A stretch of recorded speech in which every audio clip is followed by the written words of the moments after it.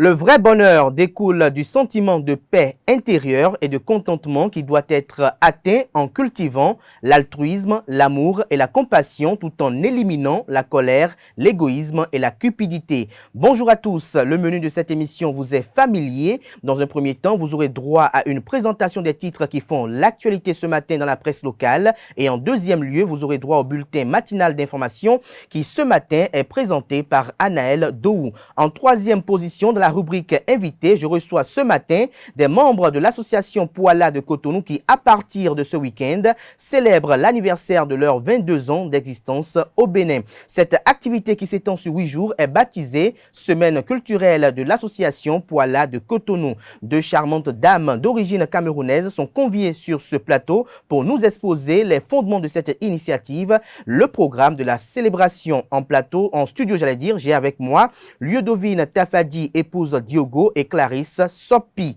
La rubrique page des sports de ce matin nous parle du Sénégal qui retient son souffle au sujet de la situation critique liée à la blessure de Sadio Mané. 3 internationaux béninois sont en phase de groupe pour le tour de cadrage de la Coupe CAF 2022. Des précisions au cours de cette matinale. La définition du jour s'intéresse au sigle GTDA, défini comme groupe de travail sur la détention arbitraire des Nations Unies, bien évidemment. Que comprendre du sigle? Quel est le rôle du GTDA? Quelles sont les missions du GTDA? Éléments de réponse dans la présentation de Quentin Amoussou. Le message des astres de ce jeudi 10 novembre 2022 sera une présentation de Nosrine Fatoumbi.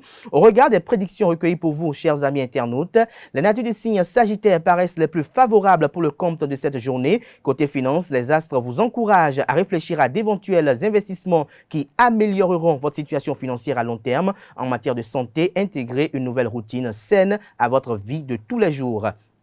Voilà l'essentiel à retenir du sommaire de ce matin, chers amis internautes.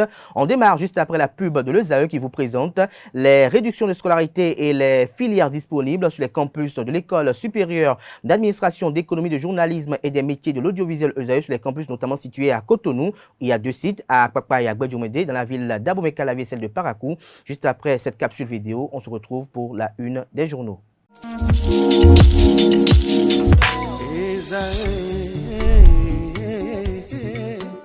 Bonne nouvelle pour la rentrée académique 2022-2023. L'École supérieure d'administration, d'économie, de journalisme et des métiers de l'audiovisuel ESAE vous ouvre les portes de ses différents sites. À Gbedjomede, à Abomey-Calavi, à Akpakpa et même à Parakou, l'université ESAE vous offre des bons d'études et des demi-bourses dans toutes ses filières en licence 1, 2 et 3. Et pour les 100 premières inscriptions en master 1 et 2, bénéficiez des demi-bourses. Nouveau bachelier, vous avez au moins la mention assez bien. Inscrivez-vous vite à ESAE et bénéficiez d'un bon de 50 000 francs CFA. Étudiants, étudiantes et nouveaux bacheliers, payez 200 000 francs CFA en sciences de gestion, sciences économiques, sciences juridiques et en administration des affaires en licence 1, 2 et 3 et 500 000 francs CFA en master 1 et 2, 250 000 francs CFA en administration générale, administration des finances, journalisme et métiers de l'audiovisuel en licence 1, 2 et 3 et 600 000 francs CFA en master 1 et 2. Alors, inscrivez-vous vite et profitez des offres exceptionnelles mais également d'un enseignement de qualité à l'université d'excellence ESAE. Infoline 90 93 65 21 ou le 98 98 14 00. ESAE, l'excellence à un nom.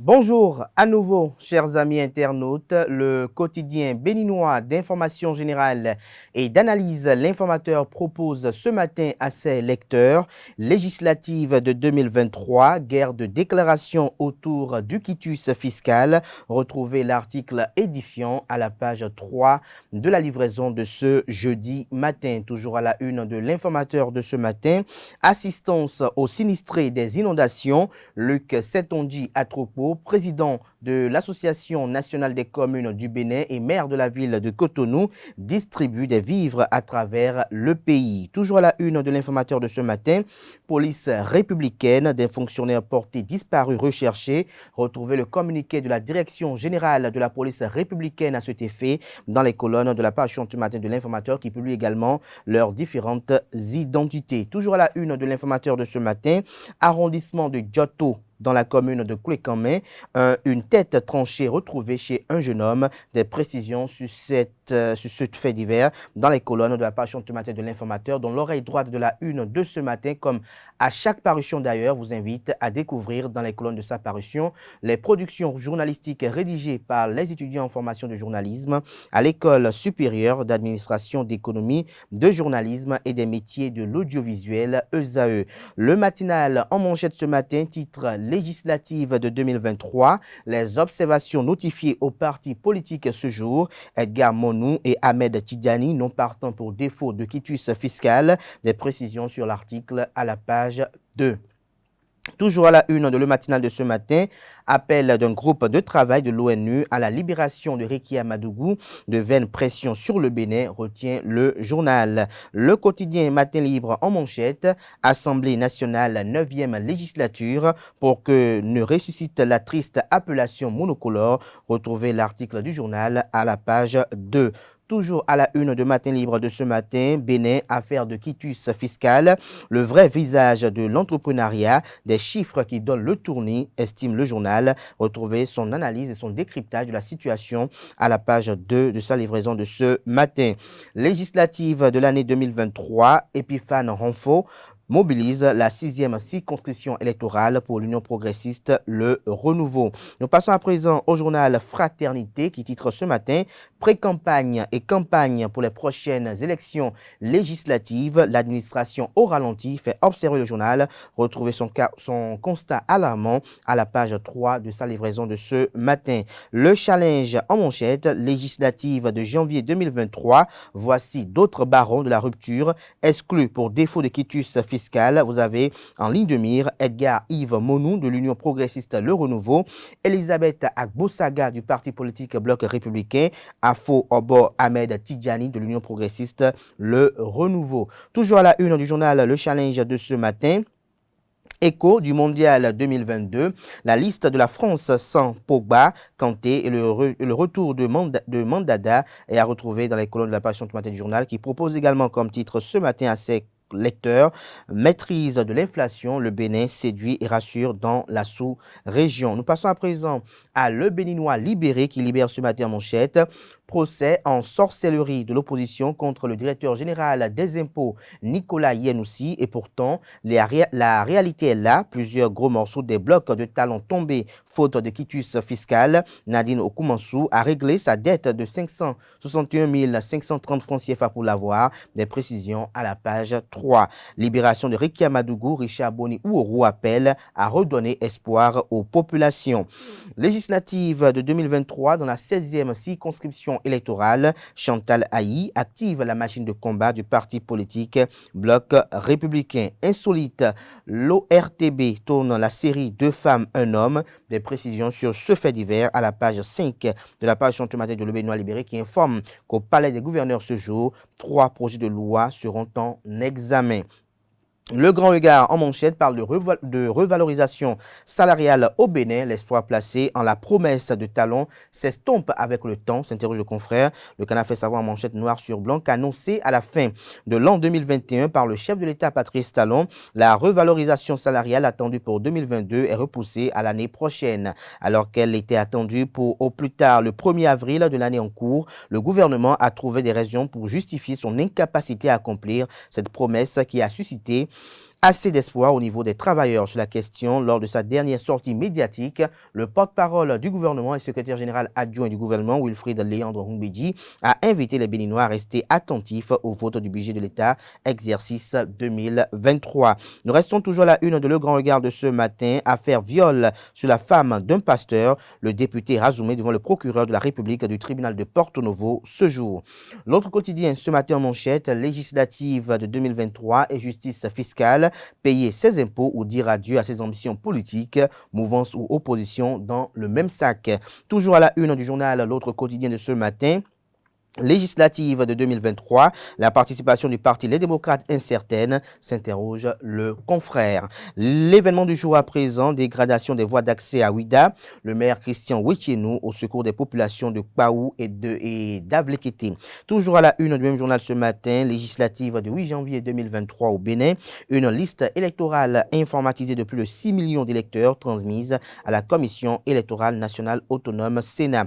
Le pays émergent, titre ce matin à la une, deuxième édition de la CAN Handball senior féminine au Sénégal, une cérémonie riche en couleurs en présence du ministre des Sports du Sénégal et du président de la CAHB, Dr Mansourou Arémon. Des détails sur cette messe de sport dans les colonnes de la page ce matin du journal qui propose également comme titre ce matin à ses lecteurs Success Stories Awards 2022. Ghislaine Claude Fagon, directrice du Centre des œuvres universitaires et sociales d'Abomey-Calavi Koussacé, meilleur directeur général femme dans le secteur public, Grand Prix international de l'économie sociale solidaire innovante. Le journal d'Abarou nous propose ce matin coopération bénino-belge, la fondation Ubi et Vinciane célèbre 40 ans de générosité. Nous bouclons ce matin avec l'hebdomadaire satirique et humoristique paraissant à Cotonou, le déchaîné du jeudi qui affiche ce matin en manchette, pour ne pas dire cette semaine en manchette pour être plus précis, législative de 2023, les artistes descendent dans l'arène puisque les politiciens font la comédie, les comédiens veulent faire la politique. MC Congélateur, tu vas faire quoi à la Sénat? Tu n'es plus artiste. Et à l'autre de rétorquer, mon frère, affaire d'artiste, c'est dur maintenant, j'irai me chercher en politique, personne ne sait où viendra la chance. Voilà, c'est sur cette note humoristique que prend un terme la une des journaux de ce matin. Merci pour l'attention. Place à présent au bulletin matinal d'information de ce matin qui est présenté par Anaël Do.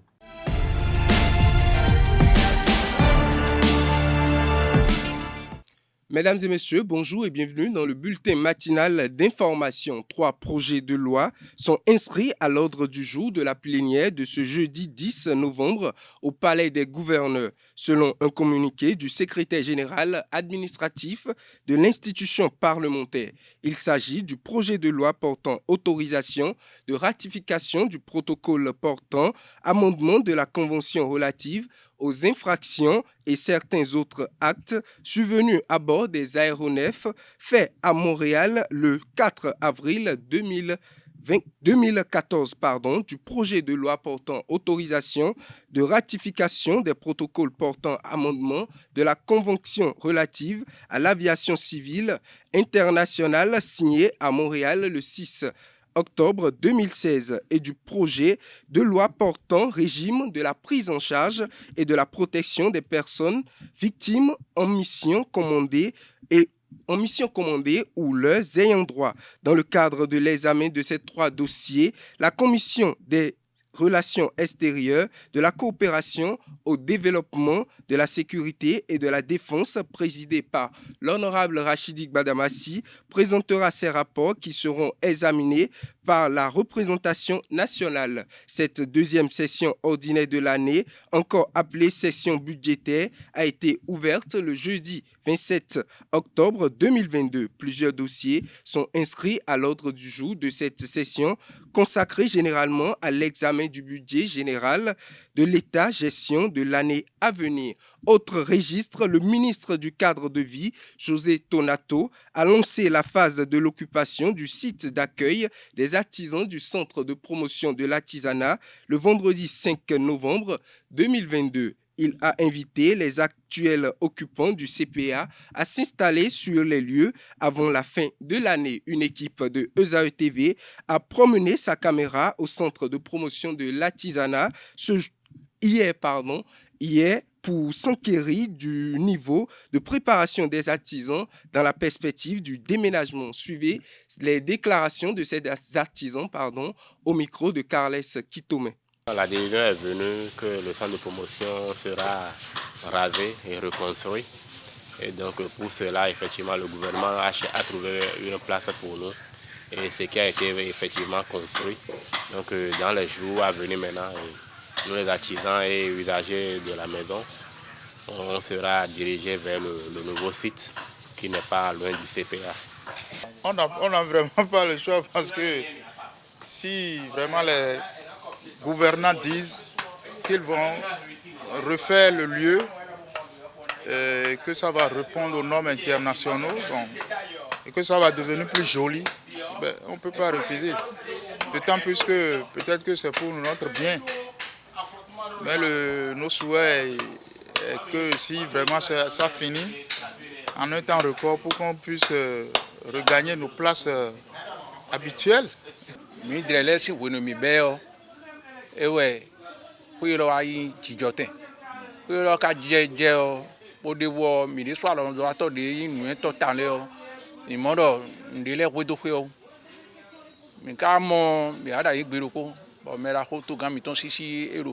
Monsieur Patrick Guillaume Talon,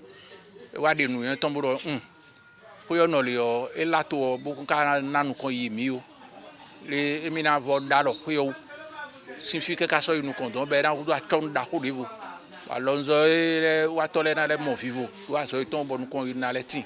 Avant que le site ne soit construit, il y a eu des recensements sur recensement.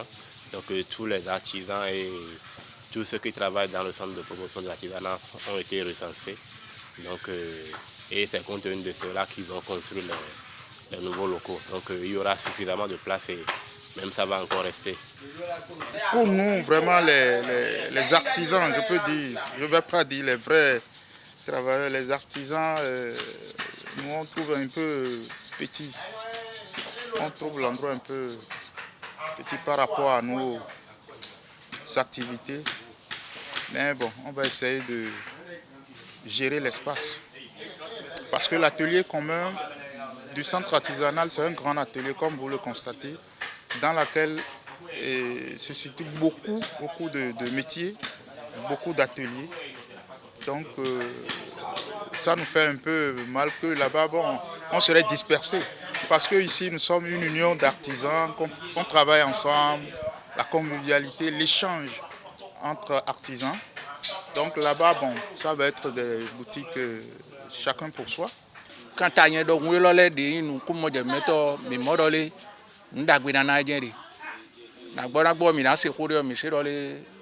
de travail aussi, mais quand on boit des milliards, on m'a bon, mais bien sûr, ça va arriver à 100 000 et on nous donne les bibliothèques. À l'Igbantor, il y a des gens qui ont et au fur et à mesure, il y a des donc, nous avons cassé de quoi, mais c'est nous avons fait le boulot bible, qui a tombé, le fidèle, tout le monde a roulé, mais on a allé quoi. Donc, Miranda, il va donner les points, mais nous donnons si nous pouvons dire, mais quoi, ils ont fait, mais quoi, ils dire, mais je pense que c'est ceux qui sont déjà ceux à qui ça concerne, les artisans et usagers de la maison. C'est ceux-là qui sont déjà privilégiés d'abord pour trouver de la place là-bas passer. Et c'est pour ça que le site a été construit d'ailleurs. Donc, mais s'il reste d'autres places, je ne sais pas, c'est seulement le gouvernement ou bien ceux qui sont en charge de ce projet, c'est eux qui pourront vous situer plus davantage pour s'il y a des formalités à remplir pour trouver une place. Nous sommes au courant de rien par rapport à la fixation des coûts et autres, nous sommes au courant de rien. Donc au moment opportun, c'est sûr qu'ils vont échanger avec nous et on saura quels seront les nouveaux tarifs. Ici, le CPA, c'est vraiment grand et vous voyez, vous êtes à l'atelier de fabrication, c'est aussi grand et les allers et retours, les va-et-vient, on est plus à l'aise. Mais de l'autre côté, vous allez même constater qu'il n'y a pas d'atelier, il n'y a pas un grand atelier et c'est des locaux. Donc chaque artisan pourra rester dans son coin pour travailler. Mais ce qui est encore bien, c'est que l'emplacement choisi fait face à la voie publique, donc tout le monde a accès. Mais au CPA ici, il y a des gens, même parfois, quand nous on prend Zéme, qu'on leur dit de rentrer, ils ont peur de rentrer, ils ne savent pas qu'il y a que c'est une maison pour les artisans, mais de l'autre côté, c'est au vu aussi de la population, tout le monde qui passe, il voit déjà ce qui se passe. Je pense que ça sera encore une très bonne publicité pour nous.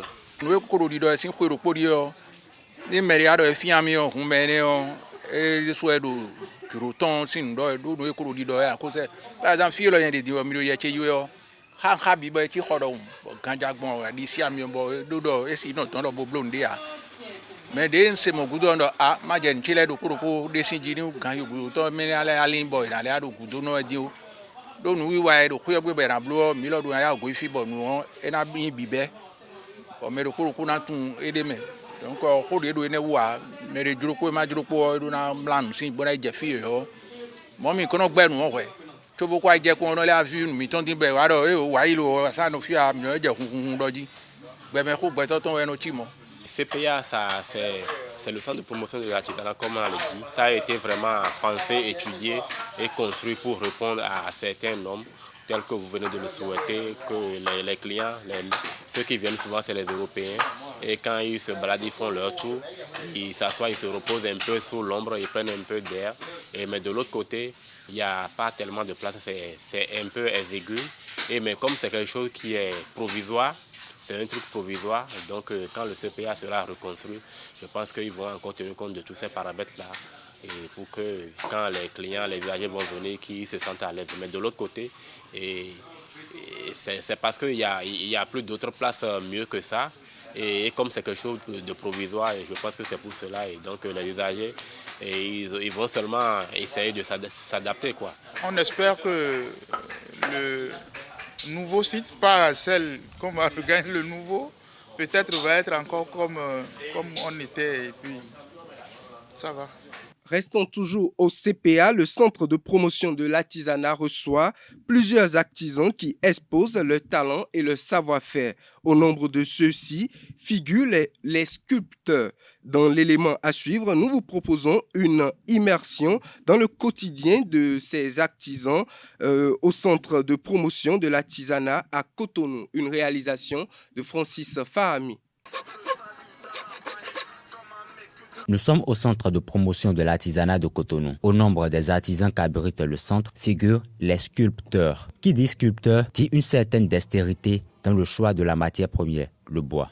On utilise hydroco, on utilise l'ébène, on utilise cactus, teco aussi on l'utilise. Oui, nous achetons. Si ceux qui vendent les planches là, nous payons ça avec eux. C'est un peu partout à Cotonou. Ça se trouve au marché, là où on vend, dans les scieries. C'est l'ébène qu'on utilise. Mais on peut encore utiliser d'autres bois. Mais l'ébène est mieux conseillé pour la sculpture, parce que ça a plus de valeur. L'ébène, par exemple, l'ébène n'est pas comme les autres bois. Quand tu sculptes l'ébène, les trucs là, les insectes n'arrivent pas à manger ça. Et puis ça dure. Ça peut faire même des années avant que ça ne se gâte. Raison pour laquelle on préfère l'ébène que les autres bois. Les sculpteurs rencontrés dans ce centre sont unanimes. Les clients sont pour la plupart des étrangers plutôt que des autochtones. Nous, notre travail, ça s'intéresse plus aux étrangers que les autochtones. Mais les autochtones, ils en payent. Mais les étrangers payent plus que les autochtones. C'est ça là, par exemple, avec 25 000, déjà tu as ça. Ça dépend de l'œuvre. Ça au moins c'est 20 000. Oui. Là c'est une porteuse avec bébé au dos. Et comme là n'a pas de prix, ça peut aussi dépasser 20 000. Ça dépend du client aussi. C'est un peu de tout. Il y a les blancs, il y a les africains aussi. Mais les blancs sont plus nombreux. Un sculpteur peut parfois remonter le temps pour y puiser son inspiration, comme ce fut le cas avec cette porte. C'est une porte Dogon. Chez les Dogon au Mali, ils utilisent ça comme porte de chambre, qui est devenue maintenant un objet d'art, car vous allez voir les dessins dedans qui expliquent ce que l'homme est. Celui qui a mis la porte, c'est ce qu'il a fait. Tu peux trouver les guerriers, tu peux trouver les guerriers, tu peux trouver les émissaires du roi, tout ça. Tu peux trouver aussi les danses de masques. Cependant, le bois n'est pas la seule matière première qu'utilisent les sculpteurs. Dans certains cas, ils utilisent le cuir. Vous allez voir des objets taillés en cuir. C'est du bois couvrir de cuir. Tu vas voir les grandes caisses. C'est du cuir dessus. Mais c'est des malles que les gens utilisent pour garder les choses. Vous allez voir les bijoux en perles, en cuir, en bois, en plastique. Tout, vous allez voir. Presque toutes les peaux, on utilise ici. Mais pas peau de cochon. On ne peut pas. Oui, mais on ne peut pas. Je n'ai jamais vu enlever la peau de cochon. Ici, au centre de promotion de l'artisanat de Cotonou, les sculpteurs donnent parfois des cours ou des formations pendant les vacances. Il y a des élèves qui viennent apprendre. Des fois, ils mettent 3 mois pour faire ça. Mais ce n'est pas que tu as connu totalement. Hein. C'est à la légère. C'est en travaillant maintenant que tu seras fort dedans. Tu arrives à corriger les fautes. Dans ce centre, les sculpteurs se comptent par plusieurs et disposent de différents stands. Au Bénin, la libération de l'opposante Rekiat Madougou a été demandée par le groupe de travail de l'ONU sur la détention arbitraire. L'ex-ministre de la Justice du Bénin avait été condamné à 20 ans de prison par la Cour de répression des infractions économiques et du terrorisme CRIET. Selon Konaïd Akwedenoudje, juriste, le Bénin peut ne pas respecter cette décision. Suivez ses explications au micro de Quentin Amoussou et de Nasrine Fatoumbi. On constate qu'après près d'1 an de procédures contradictoires entre les personnes qui ont saisi ce groupe de travail-là et l'État béninois, le groupe de travail a finalement sorti sa décision. Et de cette décision, il ressort que sur toute la ligne, en réalité, Mme Rekia Madougou a été victime d'une détention arbitraire. C'est du moins ce qui a été dit par les travaux du groupe de travail des Nations Unies sur les détentions arbitraires, qui conclut essentiellement que l'arrestation de Mme Rekia Madougou était arbitraire, que sa détention provisoire était arbitraire et que sa condamnation également est arbitraire.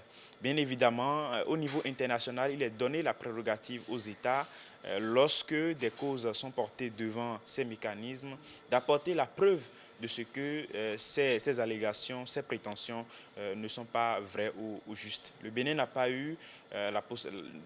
pas pu fournir des preuves nécessaires pour prouver effectivement qu'il n'était pas question d'une détention arbitraire. Le groupe de travail a demandé à l'État du Bénin de faire tout ce qui est en son pouvoir pour que cette dame, Rekia Madougou, soit libérée immédiatement et que les garanties d'un dédommagement lui soient données et que effectivement des procédures soient ouvertes pour déterminer les conditions dans lesquelles cette détention arbitraire a pu avoir lieu. Évidemment, le groupe de travail a également saisi le groupe de travail sur la protection de l'opinion, du droit à l'opinion, de la liberté d'opinion, pour que ce groupe-là puisse également examiner les circonstances dans lesquelles Mme Rekia Madougou a pu faire objet de violation de son droit à l'opinion. Il faut simplement comprendre que l'État du Bénin doit satisfaire ses engagements parce que les décisions de ce groupe de travail-là découlent des engagements pris par le Bénin au niveau international. Et donc, il est de la responsabilité de l'État béninois de satisfaire à ces engagements, de respecter ces engagements et de faire en sorte que le respect des engagements pris à l'international soit un impératif pour les États. Bien entendu, les États sont libres de respecter les engagements qu'ils prennent ou non. Donc, il peut arriver que le gouvernement béninois décide de ne pas respecter ces engagements-là, mais il en va de sa réputation. Autre information, joie et satisfaction pour Djelili et Rodrigue ainsi que leur famille. Ces 2 bouchers kidnappés le vendredi 4 novembre dernier ne sont plus aux mains de leurs ravisseurs. Ils ont été libérés le mardi 8 novembre 2022. Ceci grâce aux investigations menées avec tact par les éléments du commissariat de Kaboua. Les 2 otages, selon nos sources, n'ont pas encore rejoint leur famille. Ils sont toujours gardés pour le moment au commissariat. Hors de nos frontières, en Russie, le programme du président Vladimir Poutine est encore en cours d'élaboration. Il pourra participer virtuellement, a indiqué Yolul Tokaya, chef du protocole de l'ambassade de Russie en Indonésie. Une autre source proche de l'organisation au sommet a indiqué que la participation du président russe était très improbable et qu'il devrait être remplacé par son Premier ministre chargé des Affaires étrangères. Cette annonce intervient après plusieurs mois d'incertitude sur la participation du président russe au sommet des chefs d'État et des gouvernements du G20 organisé du 15 au 16 novembre en Indonésie. Mesdames et messieurs, c'est tout pour le bulletin matinal d'information. Merci à vous, Aneldo, pour cette présentation du bulletin matinal d'information. Chers amis internautes, retrouvez à 19h, si tout va bien, Nansérine Fatoumbi pour la grande édition du journal télévisé sur ESAE TV. Place à présent à l'invité de Free Matin.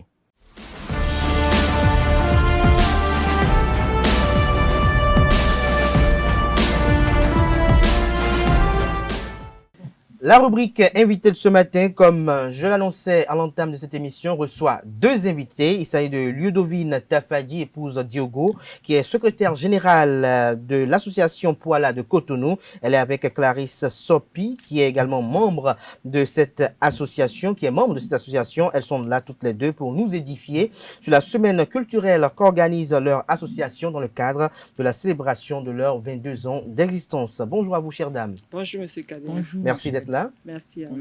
Alors, dans votre style vestimentaire, on peut se dire déjà qu'on est au Cameroun, n'est-ce pas? Ah oui.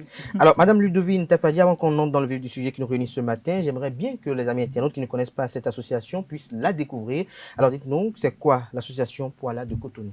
Ok, merci beaucoup, monsieur Kader. Merci pour l'occasion que vous nous donnez ce matin pour vous présenter notre association et par la même occasion promouvoir la culture bamileke. En fait, l'association Poala, en termes, si je veux parler en français, ça veut dire les enfants du village. C'est une association des ressortissants de l'ouest du Cameroun qui a été créée en 2020. En 2000, pardon, autant pour moi, en 2000. Et les objectifs, c'était de promouvoir l'entraide, la solidarité entre les membres. Au départ, c'était les ressortissants de l'ouest du Cameroun. Donc, il fallait promouvoir, aider les Camerounais à s'entraider mutuellement. C'était ça les objectifs principaux de l'association. Mais aujourd'hui, est-ce qu'il y a d'autres Camerounais qui sont d'autres régions du pays? Non, il y a des Béninoises qui ont épousé des Camerounais qui font partie de l'association. Donc, l'affiliation dans l'association, c'est soit par alliance, soit par origine. Donc, c'est pour ça qu'on a dû accepter des Béninoises qui ont épousé des Camerounais. Donc, depuis 2020 jusqu'à présent, l'association a évolué. C'est vrai, il y a eu des périodes de turbulence, mais depuis 2016 exactement, avec la bravoure d'une dame qui a pris le devant pour la gestion, pour gérer l'association Poala de 2016 à l'heure où je vous parle. L'association Poala est dans une autre dynamisme maintenant. Dynamique maintenant. Dans une autre dynamique maintenant. Merci bien, Ludovine Tafadi, je reviens dans un instant. Okay. Alors vous, Clarisse Sopi, qu'est-ce qui vous a forcé ou qu'est-ce qui vous a contraint à adhérer à cette association-là? Oui, bonjour déjà à monsieur Abdelkader. Bonjour à nouveau. Je dirais bonjour également à tous les téléspectateurs de ESAE TV. Et nous sommes vraiment contentes d'être ici pour essayer de vendre l'image de notre association. Poala, moi je suis dans Poala par alliance. Parce que je suis camerounaise, mais d'une autre région du Cameroun. Ok, d'accord. Oui, donc j'ai adhéré par alliance et vu déjà ce qu'il promeut, tout ce qui est fait dans l'association Poala est vraiment très intéressant parce que c'est une association qui aide vraiment les membres. Il n'y a pas un seul membre dans l'association Poala qui peut aujourd'hui dire qu'il n'a pas bénéficié de l'aide de Poala, quelles que soient les difficultés dans lesquelles les uns et les autres se sont trouvés. Alors, lorsque vous parlez d'aide, c'est quoi concrètement? Est-ce que lorsque vous accouchez, on vous soutient ou bien lorsque vous avez des problèmes liés quand même à votre séjour à Cotonou? C'est quoi concrètement? Concrètement, c'est tout type de problème, que ce soit en maladie, que ce soit... Beaucoup d'entre nous sont des commerçants. Et lorsque arrive à un moment où cette activité a eu peut-être une baisse, l'association vient pour relever. Revigorer. Oui. Et l'association se bat pour que tous les membres restent en phase avec l'autorité béninoise, parce que c'est très important. Nous ne pouvons pas être dans un pays frère qui nous a accueillis avec à bras ouverts. Beaucoup d'hospitalité. Beaucoup d'hospitalité, il faut le dire. Et qu'on se mette à faire du n'importe quoi. Donc, il est très difficile de voir un membre de Poala mêlé à certains, je vais dire, certaines activités qui n'honorent pas l'association. Qui n'honorent pas l'association. Alors, vous êtes au Bénin depuis combien d'années, vous? Bon, depuis pratiquement 2 ans, je suis stable.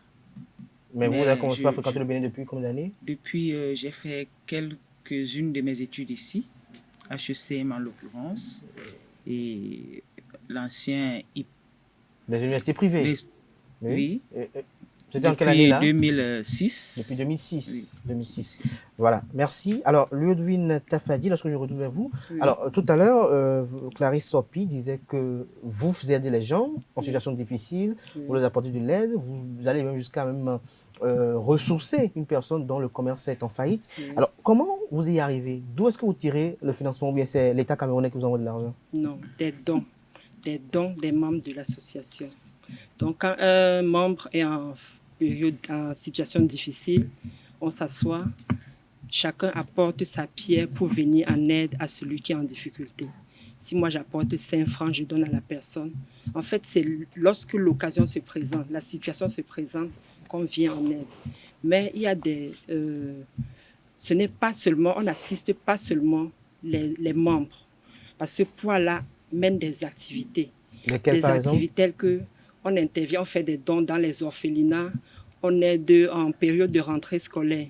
Il y a certains établissements scolaires qui bénéficient de notre assistante, la fourniture des matières et des fournitures scolaires. Il y a des hôpitaux. Je prends par exemple le cas du CNHU. Pendant les fêtes comme ça, Poala fait une sortie pour faire des cadeaux aux enfants qui sont hospitalisés dans l'incapacité de sortir. Donc on leur fait des cadeaux. Je prends encore l'exemple des orphelinats. On sort souvent pour aller, on sélectionne certains orphelinats, on peut faire des dons. Et ces dons proviennent uniquement des membres. Donc ça s'inscrit dans le programme d'activité. Oui, puisque notre programme, nos objectifs, c'est la solidarité, l'assistance des personnes en difficulté. On ne se focalise pas uniquement sur les membres. Puisque nous sommes dans le territoire béninois, on assiste également le peuple qui nous a accueillis. Donc, c'est un peu ça. C'est un peu ça, en autre. Oui, alors, lorsque vous allez assister les gens dans les orphelinats, c'est notamment les orphelinats du Bénin, n'est-ce pas? C'est les orphelinats du Bénin, oui. Alors, comment vous les choisissez? Ou bien c'est dès que vous apprenez qu'il y a un problème à un niveau donné que vous y rendez? Oui, on a commencé d'abord, on a commencé par un orphelinat et ils nous ont donné la liste de certains orphelins. On se rapproche peut-être de l'administration qui nous donne la liste des orphelinats. Maintenant, on fait des tirages. Donc, depuis pratiquement 2016, comme je vous l'ai dit, chaque année, on fait des dons dans les orphelinats. Vous faites des dons dans les orphelinats. Et les fins d'année, on va dans les hôpitaux.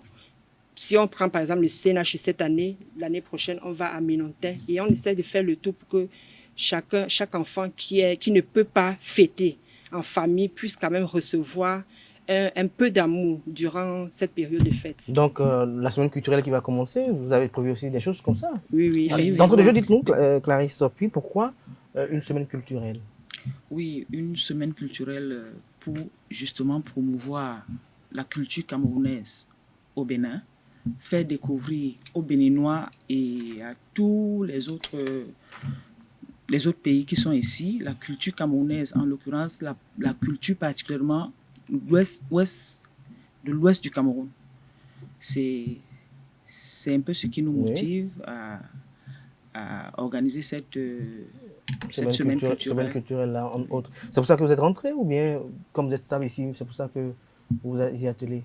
Puisque vous avez dit que par moment, vous n'êtes pas très stable, vous faites la navette. Oui, oui. Non, je suis membre de l'association. Oui, mais vous faites la navette en temps, mais est-ce que maintenant vous êtes stable? Je suis commerçante. De par mon activité, je dois me déplacer. Vous devez vous déplacer beaucoup. Je suis un peu curieux là, c'est sûr que les amis internautes peut-être sont intéressés. C'est vous qui faites la confection de ces boubous là? Oui. Ok, d'accord, je vois. Donc les Camerounais qui sont ici savent en quelque sorte, même bien que la maison aussi a quand même une structure de couture aussi, comme style. Donc voilà. Alors lorsque nous poursuivons dans nos échanges là, Ludovine Tafadi, je me retourne une fois encore vers vous. Oui. Alors quel est le programme? Ok, le cette semaine programme culturelle démarre le samedi 12. L'ouverture officielle de la semaine, c'est le samedi 12, par 2 matchs de gala. Et ce match va opposer les dames de notre association Poila avec les dames d'une autre association. Ça sera le premier match. Une autre association camerounaise? Une autre association camerounaise. Elles sont combien, les associations camerounaises? Elles sont plusieurs. Hein. Elles sont plusieurs. Plus de 20, il y a plus de 20 associations. Plus de 20 associations. Mais est-ce que vous arrivez à vous entendre? Est-ce que vous arrivez à fédérer les énergies pour la cause commune? Oui, oui, effectivement. Puisqu'on a une association qui regroupe toutes les associations. Donc forcément, on doit... vous entendre et communier ensemble. Oui. Alors, à part le match de gala, il y a quoi encore qui est prévu? Ok, à part les 2 matchs, puisque le samedi, là, il y a 2 matchs, le match des hommes et le match des femmes. Le dimanche 13, il y a une journée de salubrité. Oui. Nous, on fait nos assises au niveau de l'école primaire de Squabeto. Dans la salubrité, on va nettoyer tous les environs de l'école, l'enceinte de l'école et tout le tronçon allant jusqu'à l'église Saint-Michel. Ça, c'est la journée du 13. Du 13. Le 14? Le 14, il y a une séance de don de sang au CNHU. Oui. Et le 15, il y a une autre journée de salubrité au niveau du centre de santé de Ménontin, de Sikekodji, pardon. Oui. Et lorsqu'on va finir la salubrité, on va essayer de sensibiliser sur le port du casque. Oui. Vous voyez, ces jours-ci, le moyen de transport le plus courant ici, c'est la moto. Et il y a des accidents de circulation. Et on est en train de sensibiliser les gens pour qu'ils puissent garder et le chauffeur et le passager à porter à tout moment. C'est une bonne initiative. Vous êtes dans la vision de la police républicaine là, qui veut quand même instituer cela. Oui. Ok. Après cela? Maintenant, j'étais au 14. Vous étiez au 14, maintenant, le 15, oui. Il y a une journée de don à l'orphelinat. C'est le 15, non? Ça, c'est le 16. C'est le 16. Le 16, c'est une journée de don à l'orphelinat à Djefa. À Djefa. Alors, et le 15? Le 15, c'est... la journée de hygiène et salubrité, au centre de santé de Sikekodji. Alors, le 17? Et évidemment, le 17, c'est la grande journée culturelle. La journée proprement dite. Vous le fêtez? Oui, on a le centre Soweto, à la descente du pont, tout juste avant d'arriver à Mindobo. Oui. Donc, on a organisé c'est un peu comme une mini-foire. Toute la journée, il y aura des expositions, des articles camerounais, des mets camerounais, des danses traditionnelles. Donc, tout ça sera mouvementé à partir de 10h. Donc, la mise en place... Jusqu'au soir? Jusqu'au soir. C'est toute la seule journée? Non. Ça, c'est la journée culturelle, même, proprement dite. Donc, au centre Soweto, exposition des articles, exposition vente des articles, promotion des mets camerounais, promotion des activités, en fait, en gros des activités. La danse aussi camerounaise. Oui, des danses camerounaises. C'est vrai qu'on a invité quelques artistes béninois pour nous accompagner. Vous n'avez pas d'artistes camerounais qui vous soutiennent? Si. Il y a un artiste camerounais qui va venir et il y a 3 autres artistes qui sont sur le terrain déjà. Il y a sur le terrain qui vont vous appeler. Donc, ils vont animer toute la journée du jeudi jusqu'à X-heure. Jusqu'à X-heure. Et le vendredi? Le vendredi, il y a une messe d'action de grâce à l'église Saint-Michel. Et le samedi, c'est la soirée de gala proprement dite, organisée au Majestic. À partir de... C'est pour... Donc là, vous voulez sortir les gros moyens, là? Bon, avec la grâce de Dieu, on va essayer de faire ce qu'on peut. Donc, tout finit le samedi? Tout finit le samedi. Tout finit le samedi. Alors, je me retrouve avec vous, Clarisse Sopi, vous qui êtes fréquente au Bénin. Vous avez fait les études au Bénin, notamment les études universitaires. Donc, vous connaissez un peu les Béninois. Alors, comment trouvez-vous la culture béninoise?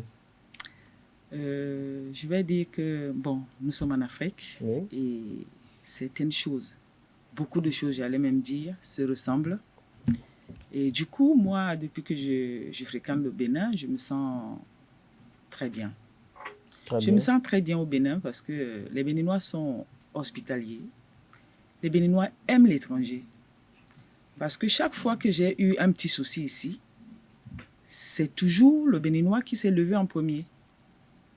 Ils ne m'ont jamais abandonné. C'est pour ça que je n'arrive pas à avoir le courage de quitter complètement le Bénin. Alors vous, qu'est-ce qui vous retient au Bénin, vous? Bon, vous voyez, comme elle a dit, le Béninois est hospitalier. La preuve en est que je suis venue aussi au Bénin pour les études. Ben, je me suis retrouvée mariée à un Béninois. Ah, donc, ça c'est très bien. Donc on a eu cette force-là au Bénin. Bon. De vous retenir ici par alliance. Dans l'hospitalité, ça c'est la première des choses. Mais la culture elle-même, au-delà de l'hospitalité et autres, est-ce que, bon, vous qui êtes marié à un Béninois, est-ce que la façon dont les choses sont conduites pour le mariage et autres, est-ce que c'est la même façon qu'au Cameroun, c'est effectué chez vous? C'est similaire. C'est similaire, oui. À quelques dissemblances près. C'est les mêmes procédures, la dot, procédés. Oui. Mais est-ce que la dot ici n'est pas modérée comparativement à ce qui se fait chez vous? C'est vrai que c'est modéré ici. Oui, parce que... Et même chez nous, déjà, ça dépend des régions. Non seulement ça dépend des régions, ça dépend des familles aussi. Oui. Parce que même dans la même région, il peut y avoir des familles, je suppose que c'est la même chose ici. Bon, il y a des familles un peu difficiles, il y a des familles un peu plus... Mais pourquoi certaines familles exigent beaucoup de choses, surtout au Cameroun? C'est-à-dire beaucoup. Quand on dit beaucoup, c'est que véritablement le mari se met dans de véritables soucis pour pouvoir effectuer cette dot-là. S'il n'est pas camerounais par hasard. Pour comprendre véritablement les fondements. Pourquoi? Ça dépend. Moi, je vais dire que ça dépend peut-être que de l'image que le gendre veut. Parce que généralement, ce n'est pas exigé vraiment. Lorsqu'on vous apporte la liste de la dot, vous pouvez gérer cette liste avec la famille. C'est sûr qu'il y a des Béninois qui ont peut-être fui de vous épouser parce qu'ils se sont dit, tiens, si je dois épouser peut-être Ludovine, peut-être qu'en allant au Cameroun, on me demandera toute une bâchée de vivres, tout un bétail. Ludovine est mariée ici. Oui, donc, oui, mais peut-être qu'il y avait eu des Béninois avant le mari, peut-être qu'il y avait cette crainte, juste pour taquiner un peu.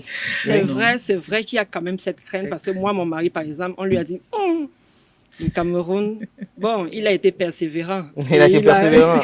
Vraiment, c'est ça aussi l'amour, c'est ça aussi l'attachement à sa bien-aimée, à sa dulcinée. Merci à vous, Ludovine Tafadi, vous êtes secrétaire générale de l'association Poala de Cotonou. Merci également à Clarisse Sorpi, qui est membre de cette association. Alors, est-ce que vous faites de la propagande par rapport à votre association? Est-ce qu'au niveau du Cameroun, les gens vous connaissent, cette association-là, notamment à l'ouest du Cameroun? Puisque vous êtes pour la plupart des ressortissants de l'Ouest. Oui. Bon, pour l'occasion, on n'a pas fait de la propagande au Cameroun. Mais il y a des adhérents qui étaient ici, qui sont au Cameroun maintenant et qui restent membres de Poala. Donc, eux, ils sont en train d'essayer de sensibiliser les gens à leur niveau. Pour quelqu'un qui veut quitter le Cameroun pour venir ici, pour venir s'installer ici, on lui dit, bon, je t'oriente vers cette association. Maintenant, à toi de faire le choix. Donc, c'est pas qu'on fait la propagande. Alors, dernière question à Clarisse Sorpi, quelle est la particularité de Poala? La particularité, avant de répondre à votre question, j'aimerais d'abord parler de notre présidente. Oui. Parce que, comme disait tout à l'heure ma sœur Ludovine, c'est une association qui a connu beaucoup de péripéties, une grosse crise qui nous a vraiment... C'était évident, en 2 ans, voilà. Il y aura forcément eu des gros débats. Voilà. Donc, notre présidente actuelle est venue avec une dynamique et elle a vraiment relevé l'association. Comment se font les élections chez vous? Les élections se font par... la présidente est élue par vote. Oui, on organise souvent les élections. Elle a un mandat de 2 ans, renouvelable. Et maintenant, parfois, bon, tout le monde dépose sa candidature et compte tenu de la manière dont les candidats sont imposants. Voilà.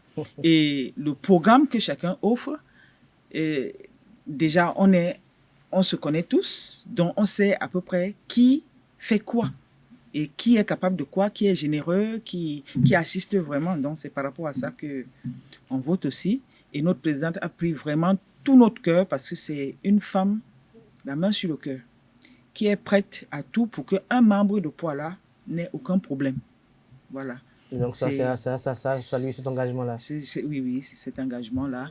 Et en parlant, j'ai un peu oublié la question. Ma question, c'était de savoir la particularité réelle de Poala. Justement, c'est ça la particularité, parce que c'est l'une des rares associations ici qui sait bien encadrer ses membres pour qu'il n'y ait pas de déviance. Voilà.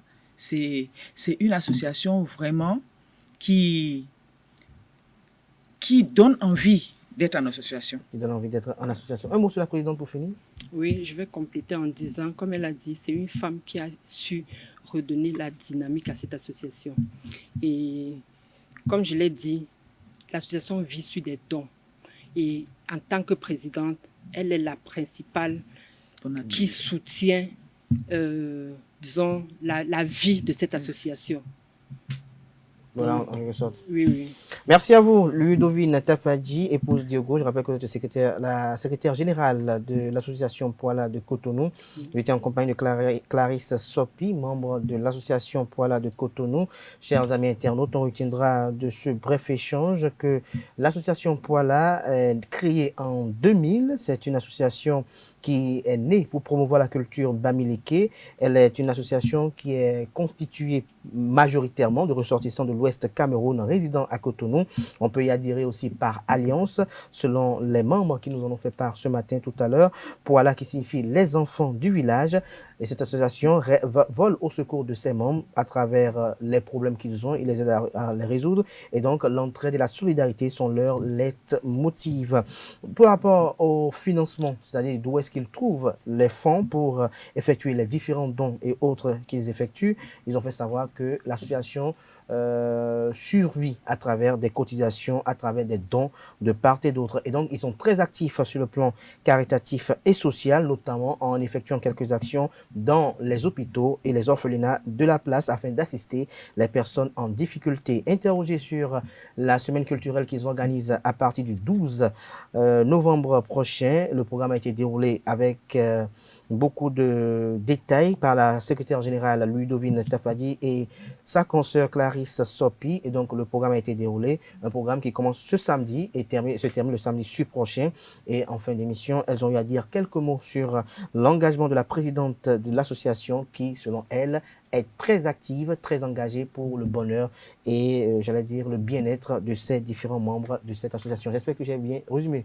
Merci à vous, chers amis internautes, une fois encore. Nous passons à présent à la page des sports.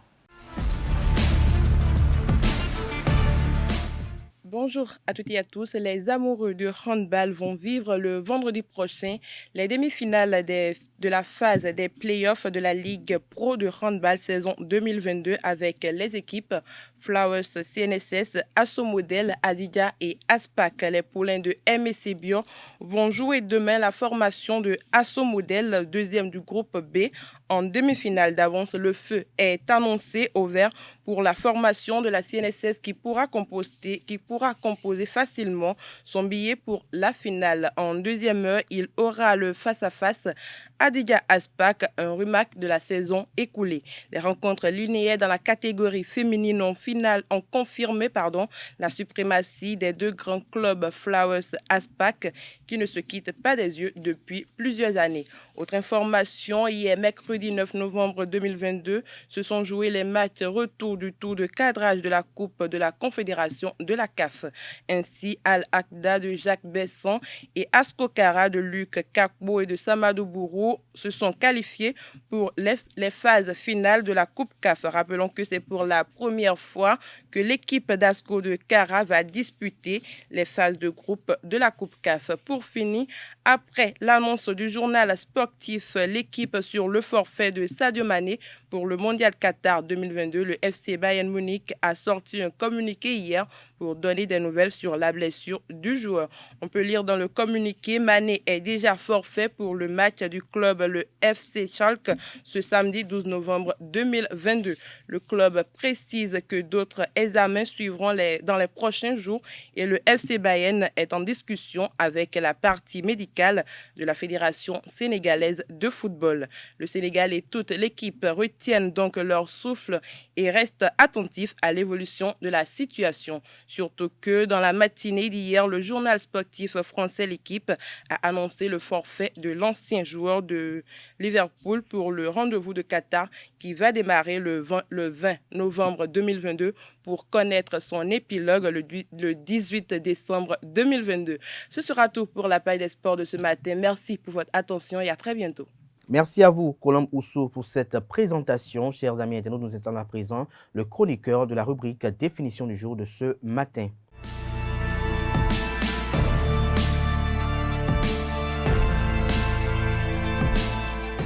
Bonjour, amis internautes. GTDA signifie Groupe de travail sur la détention arbitraire. C'est un organisme mandaté par l'ONU regroupant des experts indépendants des droits humains qui enquêtent sur des cas d'arrestation et de détention arbitraire qui peuvent être en violation du droit international des droits de l'homme.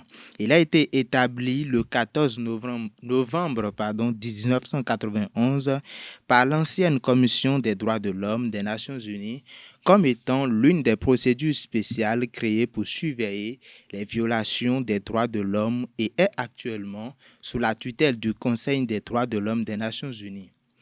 En 2010, son mandat a été prorogé par le Conseil pour 3 autres années, après vérification de l'information à partir d'une variété de sources, y compris les organisations non gouvernementales, les organismes intergouvernementaux et les familles des victimes. Le groupe de travail envoie des appels urgents au gouvernement pour élucider le sort et la condition de ceux qui auraient été arrêtés. Elle peut également mener des missions d'enquête dans les pays qui ont adressé une invitation au groupe de travail. Voilà, c'est l'essentiel à retenir de la définition du jour. Merci de l'avoir suivi. À très bientôt. Voilà l'essentiel à retenir du groupe de travail sur la détention arbitraire des Nations Unies. Chers amis internautes, nous passons à présent aux prévisions astrologiques présentées ce matin par Nonsirine Fatoumbi.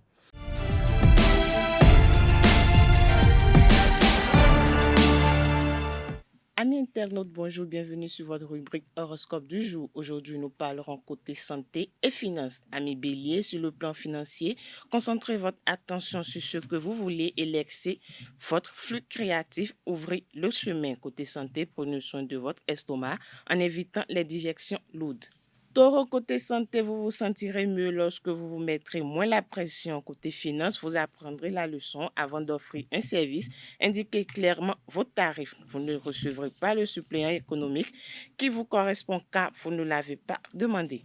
Natif du signe Gémeaux, vos économies commenceront à se consolider petit à petit. Soyez patient, les bonnes choses finissent par toujours arriver. Côté santé, évitez les substances telles que l'alcool et le tabac.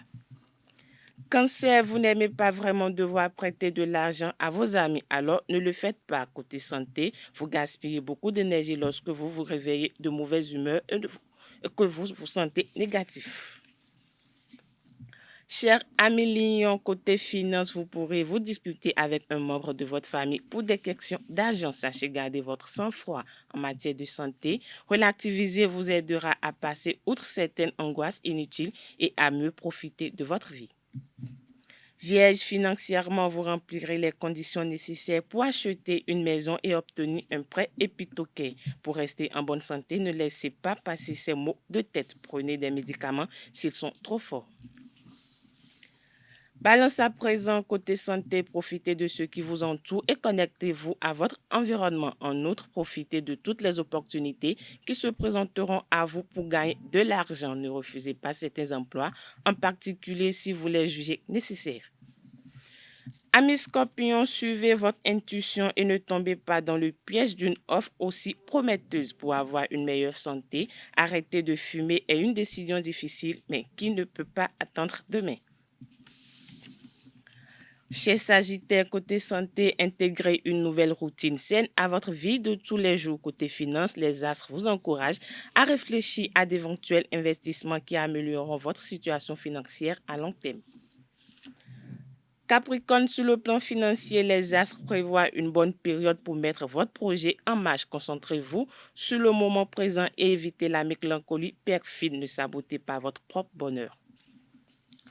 Avant-dernier signe du zodiaque, cher amis Verseau, prenez un peu le temps pour réfléchir avant que le stress ne vous terrasse. Côté finance, ne vous laissez pas submerger par l'impatience et attendez encore quelques semaines avant d'acheter des outils. Dernier signe du zodiaque Poisson, pour finir, financièrement, vous seriez obligé d'investir une grosse somme d'argent dans une réparation. Il est important de vérifier les dommages à temps en matière de santé. Essayez de vous soucier un peu plus du bien-être de votre peau. Voilà, chers amis internautes, voilà, c'est tout pour le message des Ars de ce jeudi matin. Merci à vous, Nosrine Fatoumi. Merci à tout un chacun pour l'attention. Ainsi prend fin Free Matin ce matin. À tout un chacun, merci une fois encore. Portez-vous bien. Belle suite de programmes sur ESAE TV.